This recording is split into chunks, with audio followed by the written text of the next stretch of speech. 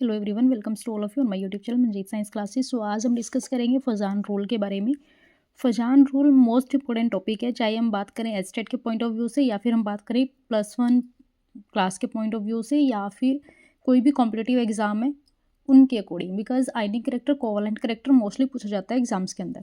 सो आज हम डिस्कस करते हैं फजान रूल। तो फजान रूल के अकॉर्डिंग क्या है कि कोई भी आइनिक बॉन्ड है, उस आयनिक वो आयनिक बॉन्ड है वो 100% आयनिक बॉन्ड नहीं होता, उसके अंदर कुछ ना कुछ कोवेलेंट करेक्टर होता है।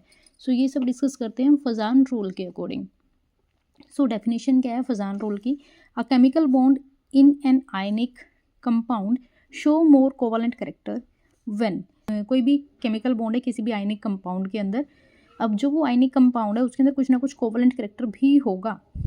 अब कब होगा कोवेलेंट करेक्टर, कब कोवेलेंट करेक्टर को वो ज़्यादा शो करेगा? व्हेन फर्स्ट जो कटायन है,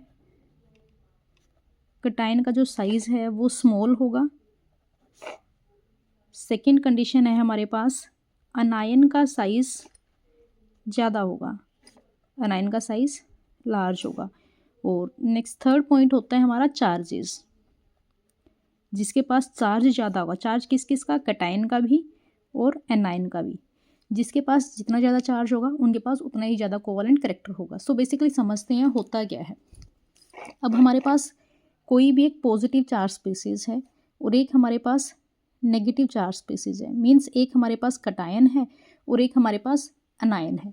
अब जिस टाइम पॉजिटिव चार्ज और नेगेटिव चार्ज दोनों सेपरेटेड थे, दूर दूर थे, तो कोई भी अट्रैक्शन कोई भी रिपल्सन वो फेस नहीं कर रही थी। तो जब कोई भी पॉजिटिव चार्ज किसी भी नेगेटिव चार्ज के इंटरेक्शन में आता है, कॉन्टेक्ट में आता है, सो जो नेगेटिव चार्ज है इसके पास क्या है? इलेक्ट्रॉन क्लाउड है। तो जो ये पॉजिटिव चार्ज था इसकी अट्रैक्शन की वजह से जो ये नेगेटिव चार्ज था इसका जो क्लाउड है वो एक्सपैंड हो जाता है, वो कुछ इस तरह से अपने इलेक्ट्रॉन क्लाउड को एक्सपैंड कर लेता है। अब जो ये एक्सपेंडेशन हुई है चार्ज की, मीन्स जो चार्ज है वो पहले इसी पोर्शन में था, बट अब वो चार्ज या फिर जो क्लाउड है, इलेक्ट्रॉन क्लाउड है, वो एक्सपैंड कर गया। इस चीज़ को हम बोलते हैं पोलराइजिबिलिटी। अब पोलराइजिबिलिटी किसकी हुई? अनायन की। अनायन की पोलराइजिबिलिटी हुई है। पोलराइजिबिलिटी का मतलब है इलेक्ट्रॉन क्लाउड को कितना शिफ्ट करने की टेंडेंसी हमारा एनायन रखता है। और ये जो शिफ्टिंग है इलेक्ट्रॉन क्लाउड की वो किसकी वजह से? वो पॉजिटिव चार्ज की अट्रैक्शन की वजह से। अब जब पॉजिटिव चार्ज अट्रैक्ट करेगा इसको, जो पॉजिटिव चार्ज की अट्रैक्ट करने की टेंडेंसी है, जो पावर है, उसको हम बोलते हैं पोलराइजिंग पावर। पोलराइजिंग पावर किसकी होती है? कटायन की। और पोलराइजिबिलिटी मतलब पोलराइज होने की टेंडेंसी की, कितना पोलराइज हो सकता है, वो अपने इलेक्ट्रॉन क्लाउड को कितना एक्सपैंड कर सकता है, वो होता है पोलराइजिबिलिटी। पोलराइजिबिलिटी होती है अनायन की, पोलराइजिंग पावर होती है कटायन की। क्लियर? सो अब साइज जितना छोटा होगा कटायन का, अब देखो हमारे पास दो टाइप के कटायन है, एक ये कटायन है, एक थोड़े से बड़े साइज का कटायन ले लेते हैं।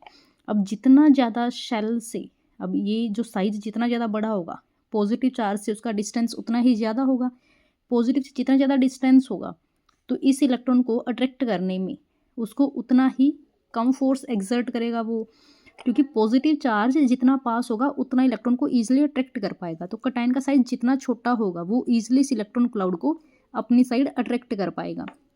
और सेम जब हमारे पास अनायन का साइज बड़ा होगा, अनायन का साइज बड़ा होगा मीन्स जो एनायन है हमारा वो अपने न्यूक्लियस से दूर होगा, न्यूक्लियस के साथ उसकी अट्रैक्शन इतनी ज़्यादा नहीं होगी, जिस वजह से वो अपने इलेक्ट्रॉन क्लाउड को ईजिली एक्सपैंड कर पाएगा।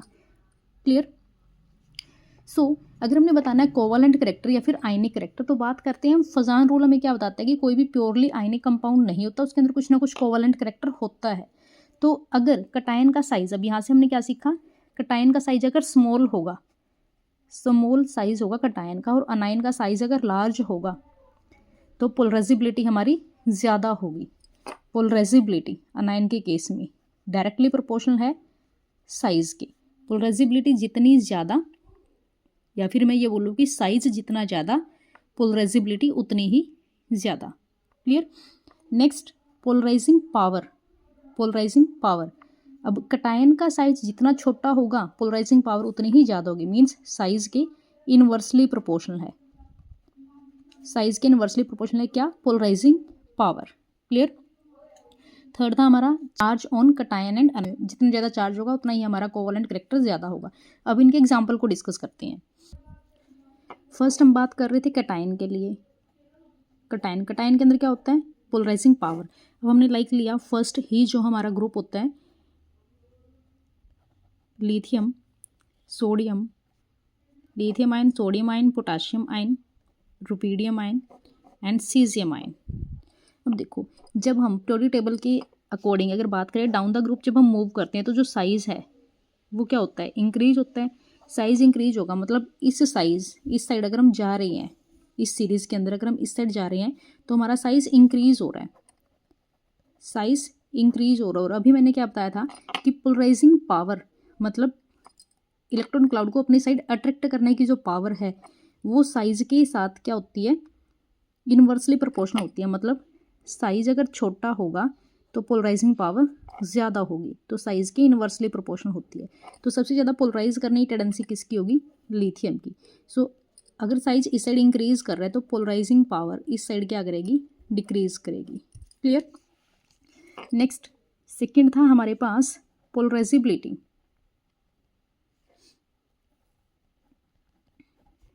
पोलराइजिबिलिटी किसके लिए देखते हैं, एनायन के लिए। पोलराइजिबिलिटी का मतलब क्या है, इलेक्ट्रॉन क्लाउड को एक्सपैंड करना, ये होती है हमारी पोलराइजिबिलिटी, कि कोई भी एनायन कितना अपने इलेक्ट्रॉन क्लाउड को एक्सपैंड कर पाएगा। वो जितना अपने न्यूक्लियस से दूर होगा इलेक्ट्रॉन, मीन्स जितना ज़्यादा साइज होगा उतना ज़्यादा हमारा पोलराइजिबिलिटी होगी किसी भी एनायन की। मीन्स पोलराइजिबिलिटी डायरेक्टली प्रोपोर्शनल होगी साइज के। सो अब हम कोई भी एनायन लेते हैं like fluorine, chlorine, bromine, iodine. अब जब हम इस साइड जा रहे हैं तो हमारा जो साइज़ है वो इंक्रीज़ कर रहा है, साइज़ इंक्रीज़ होगा, पोलराइजिबिलिटी भी इंक्रीज़ होगी। मीन्स जो पोलराइजिबिलिटी है वो इंक्रीज़ करेगी जैसे जैसे साइज़ इंक्रीज़ करेगा। क्लियर। अब थर्ड पॉइंट है हमारा चार्ज। चाहे वो कटायन का हो चाहे वो एनायन का हो। लाइक अगर हम बात करते हैं, हमारे पास एक है लिथियम पॉजिटिव और एक है Be2 पॉजिटिव। तो इनमें से अगर हमसे पूछा जाए कि किसका कोवलेंट कैरेक्टर ज़्यादा होगा, तो जिसका चार्ज ज़्यादा है उसका कोवलेंट कैरेक्टर ज़्यादा होगा। क्लियर। ऐसे ही अगर हम देखें, हमारे पास एक है N3 नेगेटिव, एक है Cl नेगेटिव।